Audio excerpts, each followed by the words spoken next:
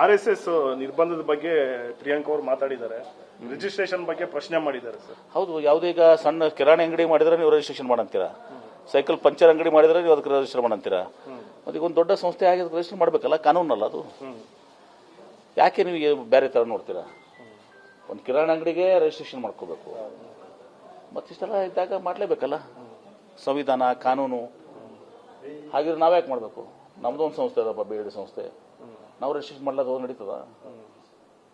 ಶಾಖೆಗಳಿಗೆಲ್ಲ permission ಬೇಕಂದ್ರೆ ಶಾಖೆಗಳು ಹೇಳ್ತಿಲ್ಲ, ಮೇನ್ ಟ್ರಸ್ಟ್ ಇವತ್ತು ದಿವಸ ಮತ್ತು ಅವರೇನೋ ಶಿಕ್ಷಣ ಸಂಸ್ಥೆಗಳು ತೆಗಿತಾರೆ, ಮತ್ತೊಂದು ಮಾಡ್ತಾರೆ, ಅವಕ್ಕೆಲ್ಲಕ್ಕೂ ಪರ್ಮಿಷನ್ ಬೇಕು. ಹಣ ಎಲ್ಲಿಂದ ಬಂತು, ಎಲ್ಲಿಂದ ಹೋಯ್ತು, ಎಲ್ಲನೂ ಬೇಕಲ್ಲ. ಹಾಗಿದ್ರೆ ಎಲ್ಲರೂ ಇದೇ ಥರ ಎಲ್ಲರಿಗೂ ಮಾಡಿ ಅಂತಾರೆ. ನಮಗೆ ಯಾಕಪ್ಪ ನಮ್ಮ BEDಗೆ ನಮ್ಮದು ರಿಜಿಸ್ಟ್ರೇಷನ್ ಬೇಡ, ನಮ್ಮದು ಏನು ಕೇಳಬೇಡಿ ನೀವು ಲೆಕ್ಕಪತ್ರ.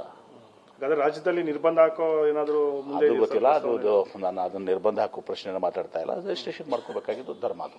ಸರ್, ಕಳೆದ ಬಾರಿ ದೇವೇಗೌಡರನ್ನ ಕಾಂಗ್ರೆಸ್ ಅವಿರೋಧವಾಗಿ ಆಯ್ಕೆ ಮಾಡಿತ್ತು, ಆದರೆ ಈ ಬಾರಿ ಅವರಿಗೆ ಟಿಕೆಟೇ ಕೊಡಲಿಲ್ಲ ಮೈತ್ರಿ ಸರ್ಕಾರ. ಅವ್ರಿಗೆ ಕೇಳಿಪ್ಪ, ದೇವೇಗೌಡರು ಕೇಳಿ, ಕುಮಾರಸ್ವಾಮಿ ಅವ್ರು ಕೇಳಿ. ದೇವೇಗೌಡರು ಹಿರಿಯರು, ನನ್ನ ತಂದೆಯವರು ಭಾಳ ಆತ್ಮೀಯ ಸ್ನೇಹಿತರು ಅವರು. ಏನ್ರಿ, ಅವರು ಇನ್ನೊಂದು ಅವಧಿಯಲ್ಲಿ ಇರಬೇಕಾಗಿತ್ತು, ಕರ್ನಾಟಕ ರಾಜ್ಯದ ಜ್ವಲಂತ ಸಮಸ್ಯೆಗಳು ದನಿ ಎತ್ತಬೇಕಾಗಿತ್ತು. ಪಾಪ ಅವ್ರನ್ನೂ ಕೂಡ ಯೂಸ್ ಅಂಡ್ ಥ್ರೋ ಮಾಡಿಬಿಟ್ರು. ಇನ್ನು ಮುಂದೆ ಹೆಂಗೆ ಬರ್ತದೆ ನೋಡ್ಕೊಬೇಕು. ಕುಮಾರಸ್ವಾಮಿ ಅವರು ಎಚ್ಚರದಿಂದ ಇರಬೇಕೇನು? ದೇವೇಗೌಡರಿಗೆ ಹೆಂಗೆ ಮಾಡಿದಾಗ ಕುಮಾರಸ್ವಾಮಿ ಅವ್ರು ಬಿಡ್ತಾರಾ? ಅಂದ್ರೆ ಸರ್, ಕುಮಾರಸ್ವಾಮಿ ಅವರು ತಮ್ಮ ಪ್ಲೇಸ್ ಭದ್ರ ಮಾಡ್ಕೊಳ್ಳೋದಕ್ಕೆ ರಾಜಿ ಆಗಿದ್ದಾರಂತ ನನಗೆ ಗೊತ್ತಿಲ್ಲಪ್ಪ. ಅದು ಹಂಗೆ ಹೇಳಿದಾರ ನಿಮಗೆ? ಆಗಿರ್ಬೋದು, ಆಗ ಬರಲ್ಲ ಅವರು.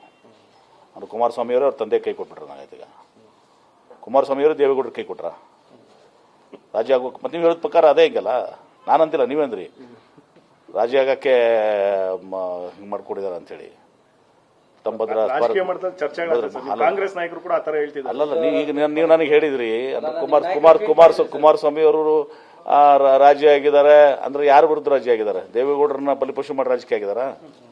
ಗುಡ್, ಮತ್ತೆ ಚೆನ್ನಾಗಿರ್ತದೆ.